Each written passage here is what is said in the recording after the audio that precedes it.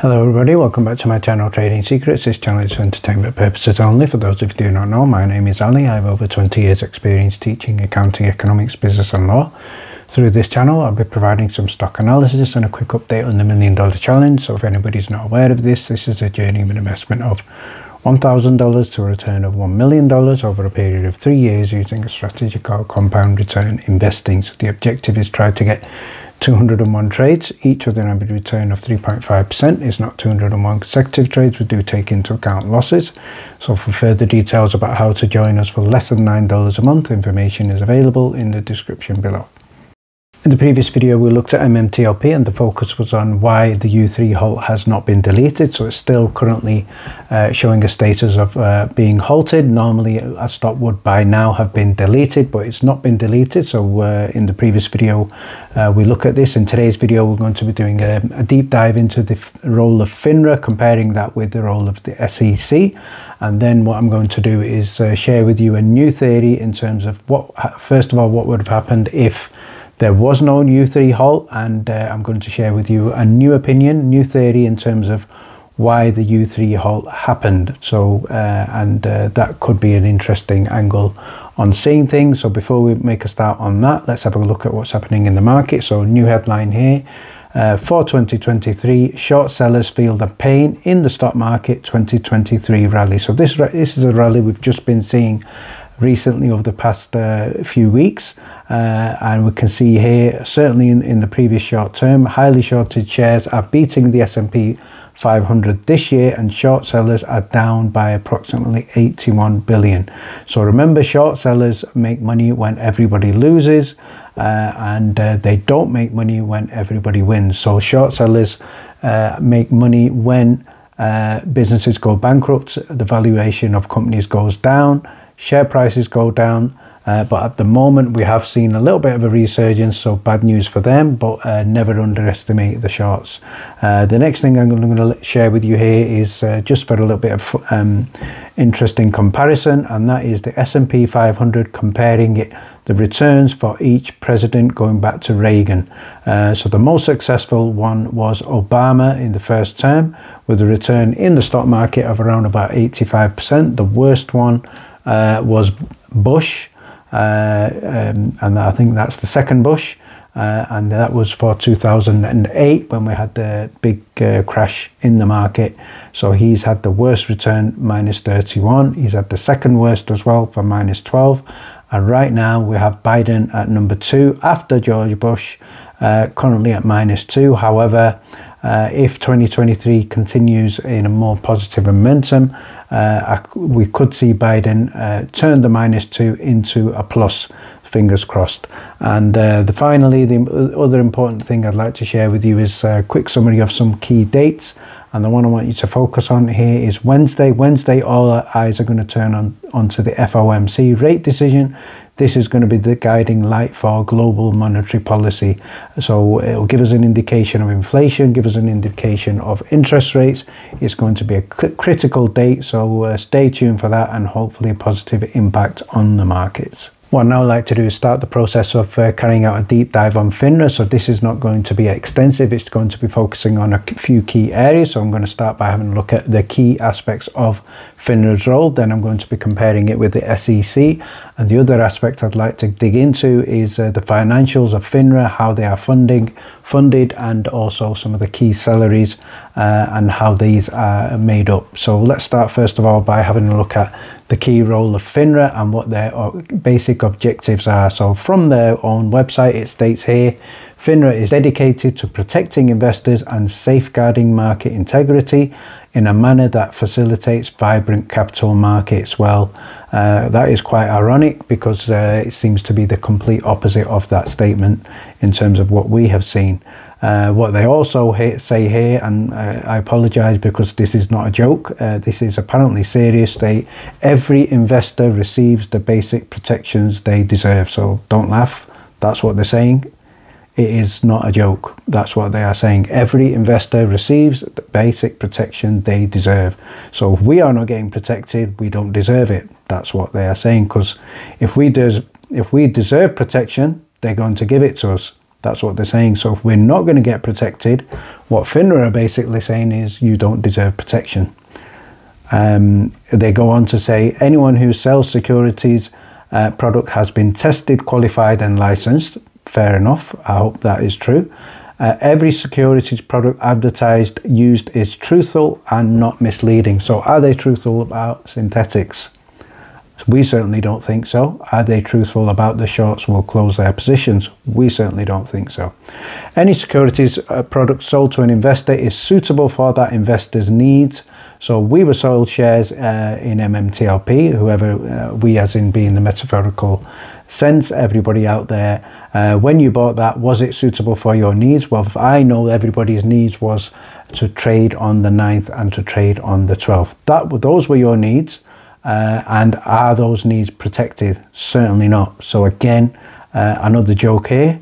And the final one here is investors receive complete disclosure about the investment product before purchase. Well, we know the investment product MMTLP when we purchased, again, we as in collective we, when we purchased that, we expected it to trade on the 9th and on the 12th. So FINRA are saying we will get complete disclosure. Well, we got a complete joke. That's what we got. And we play a big role. Well, I think the big role is an absolute joke. So let's now have a look at a comparison of the role of FINRA versus the SEC in terms of a basic overview. So what we can see here, the two are the most important regulatory bodies in the United States financial system, but they have very different scopes and purposes. So let's have a look at these examples of different scopes and purposes. So first of all, FINRA handles the licensing and regulation of broker dealers. So that is their angle. FINRA obviously is a not-for-profit entity.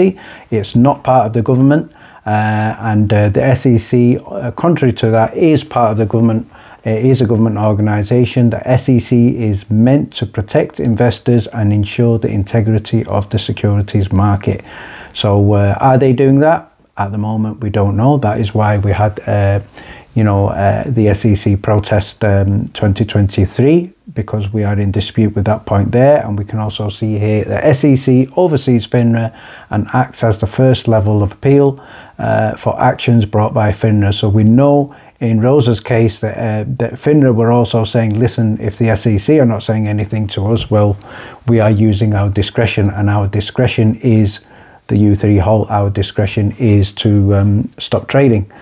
So that's that point there. And then let's focus now on FINRA. FINRA is the largest self-regulatory organization in the securities industry within the US. So they are powerful, they are big, they are unique. They handle the testing that securities professionals have to pass to sell securities such as Series 7. So in other words, what we are seeing here is they are basically saying to the broker dealers, you are professionals there to do a professional job, but what the reality of the situation is, these so-called professionals are doing naked shorting and selling synthetic shares, but FINRA apparently are turning a blind eye. So it says here, FINRA lays out the rules. Well, the rules are a joke. They govern brokers overseeing over 4,200 security firms, 624,000 registered representatives, and FINRA currently has on their payroll 3,600 people working for them. Again, interesting. I'm going to come to that later on. So let's have a look at the primary mission of the SEC. Again, they say we protect investors and maintain the integrity of the security market, and in particular the OTC, over the counter. So that is what their focus is on. Allegedly, and what they're saying here is companies offering securities to the public market must be truthful, transparent about their business and the risk involved in investing. So that one certainly is a joke. Number two, companies that sell and trade securities, broker diligence, must treat all investors fairly and honestly. So number one has not happened. Number two has not happened. We have not been treated fairly. We have not been treated honestly. The brokers have not been truthful. The brokers have not been transparent. And then going on, the SEC was established to enforce them. So there's no enforcement currently going on from the SEC. The focus was and remains to promote stability in the markets. Well, stability for who? Certainly not for the retail investor right now. And most importantly, to protect investors. Well, most importantly, you say here, but we are not seeing. We need action, and action speaks louder than words. So these are your words, but there are no actions to show that, most importantly, to protect investors. While the investors are calling, the investors want protection, we're not being protected. The SEC can bring civil actions against lawbreakers. Certainly they need to do that, and that is what we have been asking for. In terms of other key differences, the SEC has a wider scope as it oversees all aspects of the financial and business environment, as opposed to the limited scope that FINRA does. SEC is responsible for ensuring fairness of the individual investor. So that certainly implies me and you. That certainly implies the retail investor. So the SEC, they are certainly on the line here for not doing that. FINRA is responsible for overseeing the stockbrokers and brokerage firms. So that is their side. That's what they look at. In terms of filings are with the SEC. Power of FINRA is extended by the SEC. What FINRA are saying is basically the SEC have said, look, here's your power, use it. The SEC's jurisdictions include FINRA. So what this basically means is SEC still has the power to go to FINRA and say, do this, don't do this, this is right, this is wrong. So the SEC are the ones who are holding the reins, but the SEC currently are not choosing to use these. So that's the key summary of the comparison of SEC and FINRA. What I'd now like to do is have a look at the actual figures and data in terms of consolidated statement of operations for FINRA. So remember, FINRA is a self-regulatory, but it's also a non-profit organisation. So the figures here are going to be in millions. So in terms of regulatory revenues, they get 660 million from there. User revenues, they're getting 396 million. Contract service revenues, they're getting 245 million. On top of that, they're looking at fines, 103 million. They're looking at activity assessment revenues, 427 million, giving them a total revenue of just in excess of $1.8 billion. So that's how much money is coming into FINRA. And then obviously activity assessed cost of revenue, take that away, and they're left with a balance of 1.4, just in excess of $1.4 billion. So in terms of their expenses, so these include compensation, benefits, professional contracting fees, etc. It comes to a total of 1.3 billion, leaving them with an operating income of a very healthy $112 million. On top of that, they also have other income. So FINRA are currently in a very, very healthy financial situation. You know, they're very self-sufficient. They've got a significant amount of fines. Broker dealers are paying them a huge amount of money, and they have got net income, or we're not allowed to call it a profit because they have no owners to pass profit on, but they have $218 million to play around with. So let's now have a look at in terms of breakdown. These are the breakdown of the fee of where the money's coming from. You can see in terms of the charts on the right. The trading activity is going through a nice period of growth, apart from the 2021-2022. But it's certainly still healthy. They have gross income assessment, that's going up nicely. Personal assessment, that's going up nicely. Registration fees, these are going up. So FINRA is currently operating on almost more or less record revenue. So they're very, very pleased with the amount of money coming in. Let's have a look at why. So what I'm going to share with you here is the Management Compensation Committee report. So they're calling it compensation. Remember, FINRA are not profit, but what not profit means is the people who work there, they can pay themselves a very healthy and attractive salary. So Mr. Roger Cook is cooking himself a salary of $3,150,000 per year. He's decided to get a compensation of $2.1 million. On top of his salary of $1 million. So Roger is certainly good at cooking. I'm sure I'm talking about in the kitchen there, but he's also good here in terms of very attractive salary. We've also got Todd. Todd's doing very well. Todd's decided to give himself a bonus of $820,000 on top of his $650,000 salary. He's getting a nice tidy $1.47 million. So good on you, Todd. Stephen Randish, he's getting paid $600,000, but he's getting an incentive compensation of $800,000. On top of that, he gets 1.4 million, combining those two figures together. So Stephen is certainly a happy chappy there. Robert Colby is also doing very well. His compensation is higher than his salary as well, giving him a net salary of 1.18 million. And Greg Rupert is also getting in excess of $1 million. The other thing I'd like to say here is the salaries are something that are provided to them. On top of that, they're getting incentive compensation, then they're getting other compensation, then they're getting other benefits such as obviously parking, travel, subsidiaries. I bet they never have to pay for meals. They're also getting supplementary retirement benefits. So the people within FINRA are on a good number. And finally, what I'm now going to do is provide a scenario in terms of what if there was no U3 halt. So let's just have a look at this situation. So this is a question of what if. So this is first of all, number one, what I think would have certainly happened is the price would almost certainly have was likely to hit up in excess of $1,000. Most investors would have sold with limit orders.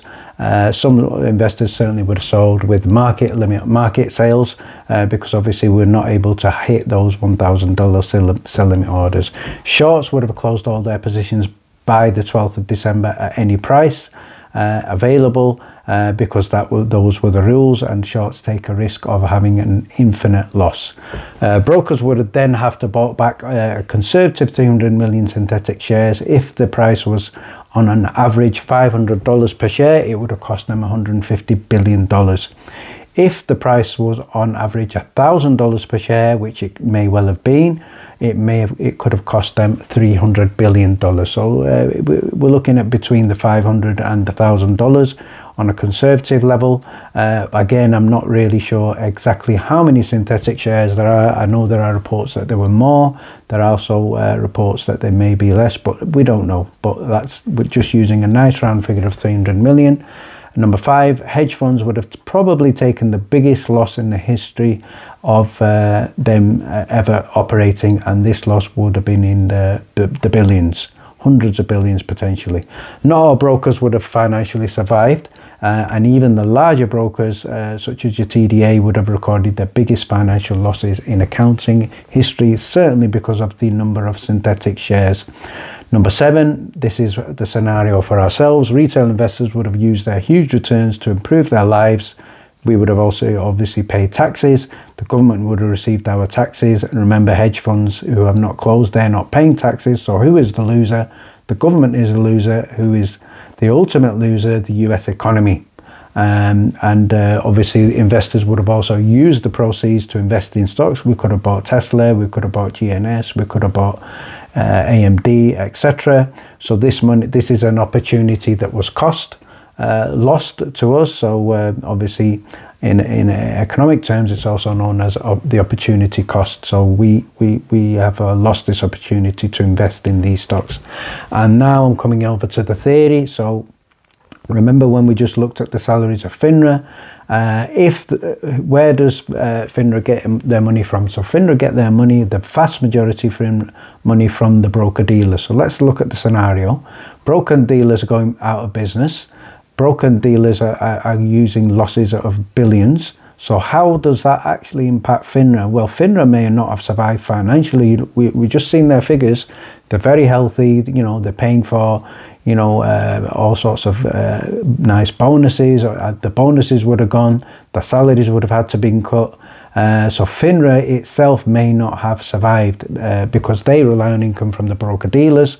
So that's the new theory. I believe FINRA looked at the wider picture and thought, well, hold on, this is not good for us. Even though they are not profit-making organisation, the people who work there are on a good number. We've seen people at the top all with salaries in excess of 1 million, and people further down, I'm sure they're on good numbers as well. So surprise, surprise, FINRA have also come out with this very well, because they're going to go on to 2023 with record revenues again.